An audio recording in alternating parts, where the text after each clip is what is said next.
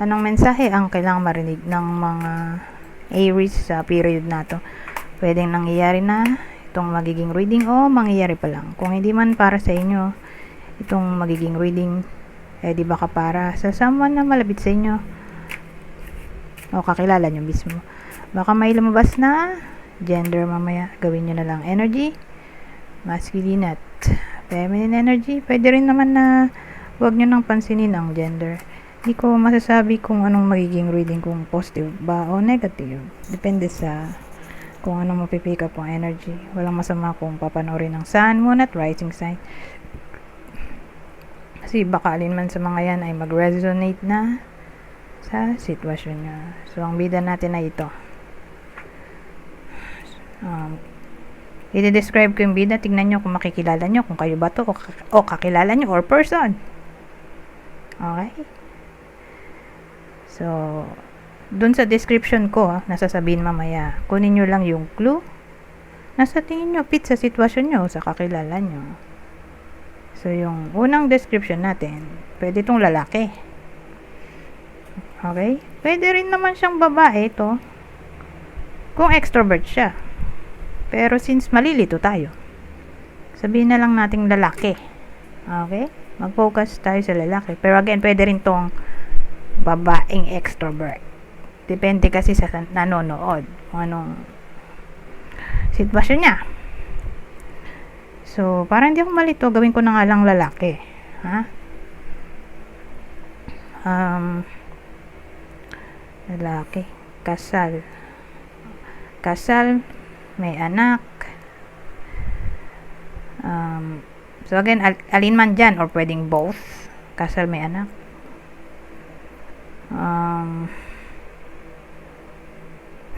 Mayaman. Kung hindi mayaman, edi may business, sariling business. Kung walang business, edi may career. Pwedeng ang edad niya ay maglalaro sa 30 to 39 years old. So again, alin man sa mga clue, ha? Ang piliin ng iba sa inyo, depende sa kung anong fit sa sitwasyon nyo. Ano kaya to? Ito, Four of Swords. Mukhang separation reading to. In pain pa nga. Whether mangyayari pa lang to o mangyayari pa lang. Whether nangyayari na to o mangyayari pa lang. Pero kasi natulog yung energy. Separation.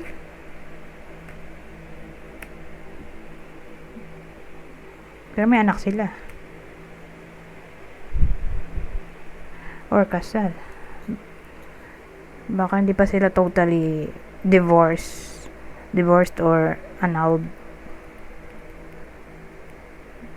Or pwedeng disconnection in a way na hindi lang nag-uusap. Maganda kung i-clarify natin to. Pero Three of Swords na kasi itong ano. Sumunod eh.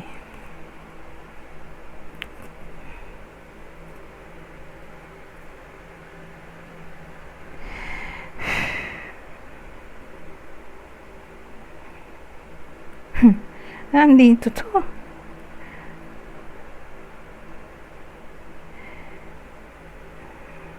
Tingnan natin. Ano pang detalye, ha?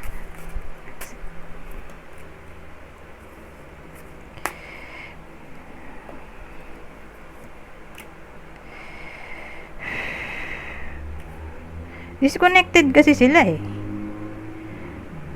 Hindi ko masabi kung separated na ba o madi-disconnect pa lang. Kasi silence card din to eh. So pag ano, di sila nag-uusap. No contact. Ganun na nga lang. Whether nangyayari na to o mangyayari pa lang, pero may problem sa communication. Pwedeng ghosting, no contact, o matagal reply. Na parang bang nagwo-worry. May someone na nagwo-worry. Ito siguro yun. Kasi siya yung bida dito. Siya, tong taong to nagwo-worry. Hihintay siya dito ng communication nga. Since hindi sila nag-uusap nowadays, or again, kung di pa nangyayari, di sa future, basta dadating sa point na hindi sila mag-uusap.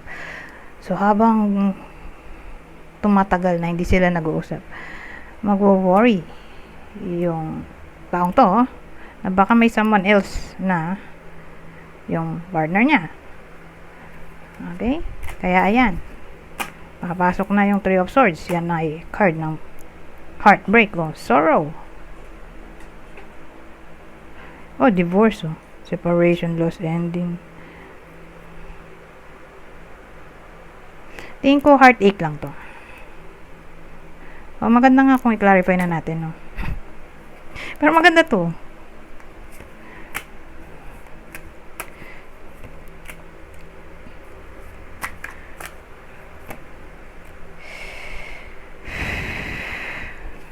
Since lalaki nga yung bida natin. May lalaki din dito.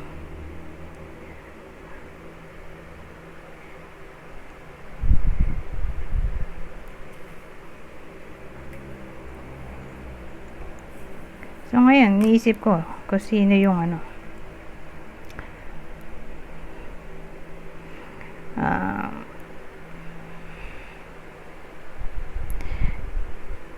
kung sino yung nagwo-worry.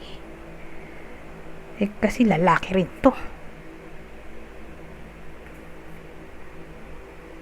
Di lalaki nga. Lalaki yung nagwo-worry at siya rin to. Energy niya to. So, ibig sabihin, yung partner niya na feminine, babae or feminine energy, yung tawag dito, yung partner niya na kinukutuban siya o nag-war siya kung may someone else na ba, kaya nakaka-problema sila sa communication.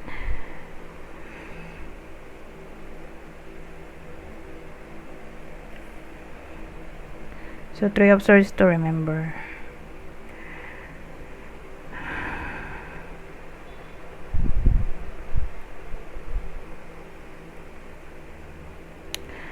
Mukhang long distance sila may travel card kasi tayo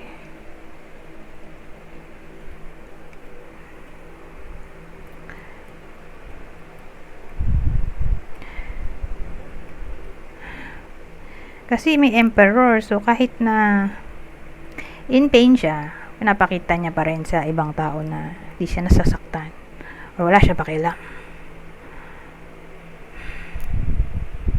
hindi siya affected. Pero ang totoo, deep inside, Three of Swords, in pain siya.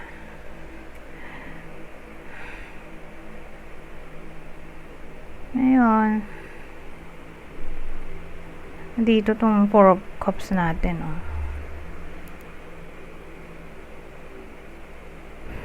kasi ang dating sa akin,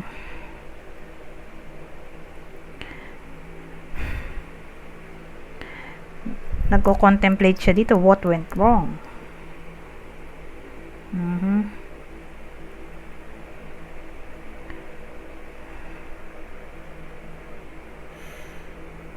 Anyways,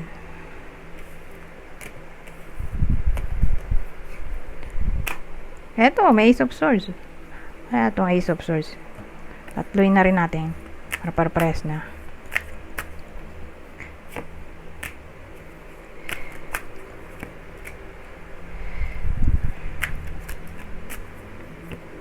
Ay, Diyos ko God. Dito yung Seven of Swords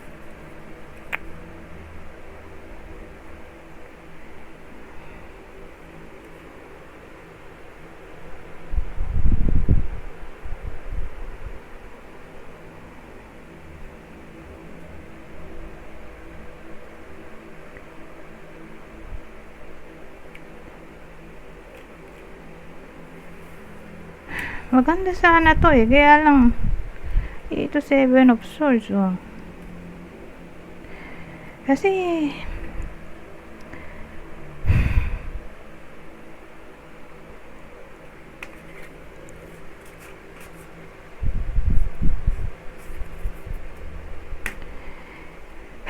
Tingin ko, nasa workplace eh.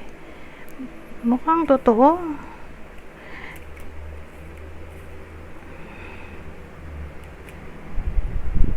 Or sabihin natin, yung Ace of Swords natin,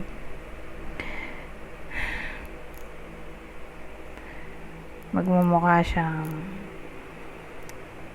clarity.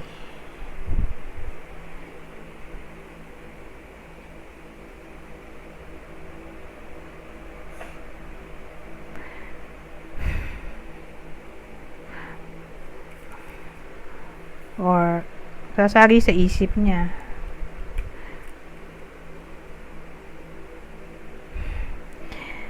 Sasagi sa isip nitong lalaking to.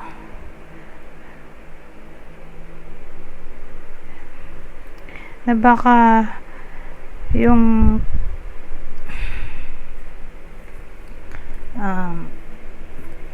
possible third party. Kasi may new admirer dito.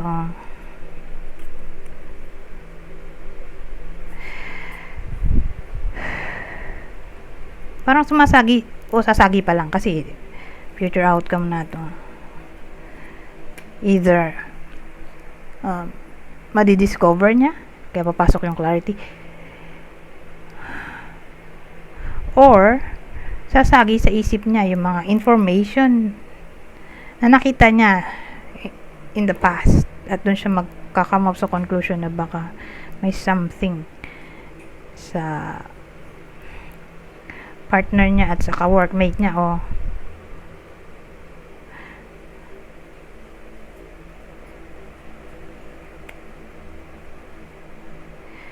kaya lang di ko masabi kung sino to.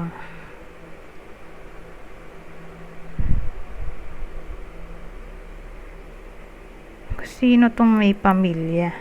Sabagay, pamilyado rin naman to. Pero since katabi neto ito, ang dating kasi ang weird lang dahil pare-pare silang pamilyado. Pero nangyayari pa rin sa totoong buhay. Pero at first, hindi niya pinagselosan at may pamilya din naman yung third party. Pero since, yun nga yung info na sumagi sa isip niya na close sila nitong ka-workmate, although pamilyado rin. Baka yun na yung third party dito.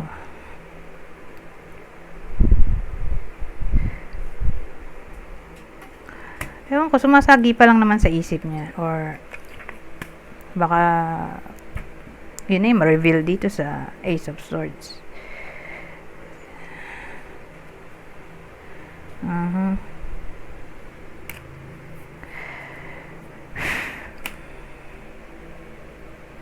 Anyways,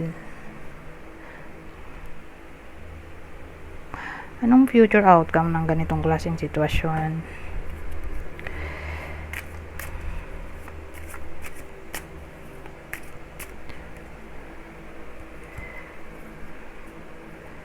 Pero malaki chance LDR sila dito sa Six of Swords.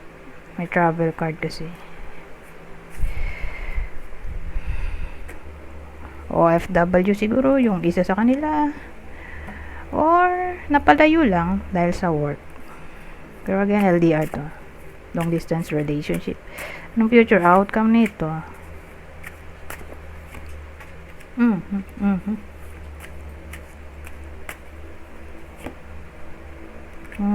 Page of Swords and all.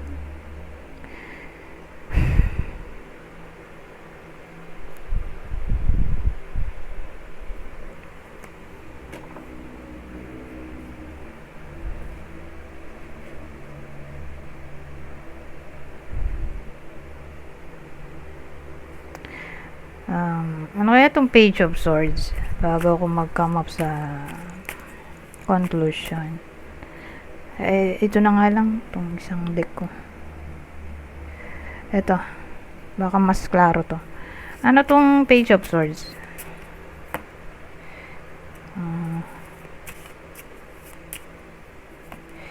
Kasi marami siyang meaning. Pwedeng spy card, pwedeng curiosity, Bad news. O, ito nga, truth.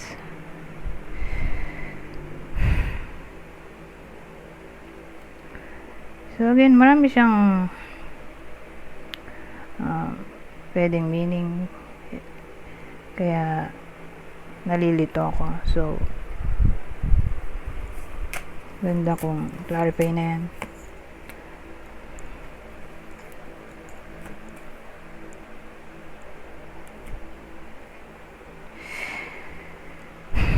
So page of swords, no? The sun, the ship, the club. Oh, wait, teka, the club. Ano pala to, oh? Broomstick.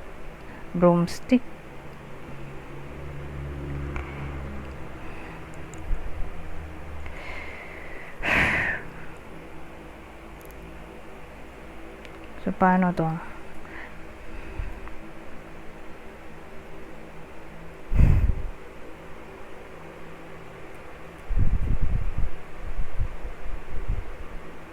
Ito pa rin yung ano, senyalis na pwedeng LDR.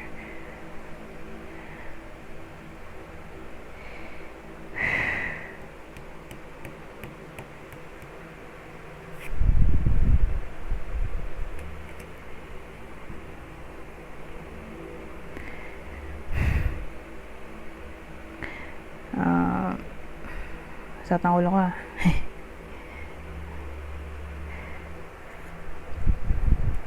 Ito kasi magkakalabuan, di ba? Kakalabuan. Maayos. Kaya na may someone na may trust issues dito. Nagmukha tong trust issues kasi nga pwede rin tong restlessness. Lagi niya iniisip na totoo nga ba na wala na yung possible third party.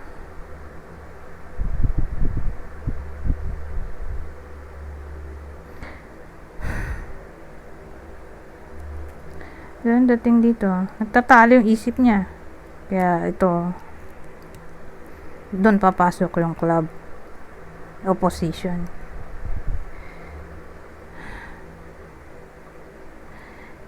Kasi mahirap magtiwala, magkalayo sila. Oh.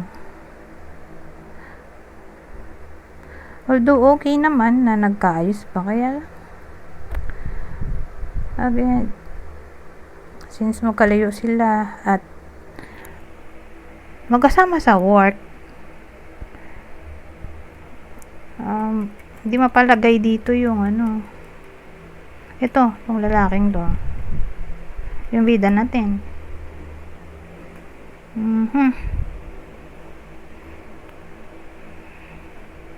So again, although nagkaayos naman dito, pero lagi siyang nagdududa. May trust issues na ba? Lagi siyang di mapalagay. Kasi nga, lagi magkasama yung partner niya. Malay niya ba kung totoo nga bang naghiwalay na sila or wala talagang namamagitan sa kanilang dalawa. Kaya ayun. Wala siyang assurance, kaya lagi siyang nag-iisip. Anyways, 19 minutes na pala to. Isang kwento na lang tayo. Yung mga iba kong deck dito, tulad nito, hindi na natin nagamit. Wala kulang time natin. Anyways, eto na. Pumunta tayo dito sa last deck. Babasahin ko na lang tong part na to para mabilis. Kunin nyo lang yung info na sa tingin nyo ay fit sa sitwasyon nyo. General advice na to sa period na to. Ito maganda. Manifest.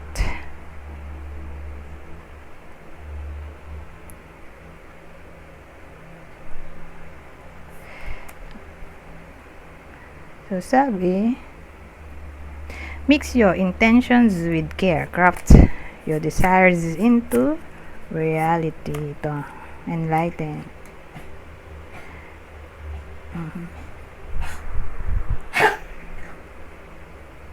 So sabi, illumination is near. A period of enlightenment and clarity awaits. Ano nangyari dun sa aso ko? So sabi dito, balance. Harmony with nature is key. Connect with the elements for balance and wisdom. Natabi ko na yung mga cards nung naalala ko na wala pala akong clue na ginamit. Kasi love reading to. So pag love reading, automatic meron tayong clue. Okay? May idea yung iba sa inyo. Kung tatama ba sa kanila tong reading o hindi. Or dun sa kakilala nila. So ito yung possible zodiac sign ng partner o person ng iba sa inyo. O ng Aries. Pisces, Cancer, Libra, gustong sumama nito, Cancer ulit.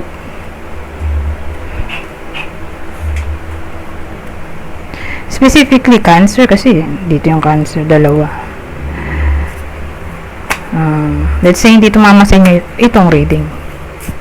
Di baka tumama dun sa mga malapit sa inyo, kakilala o idol. Ito yung possible zodiac sign niya.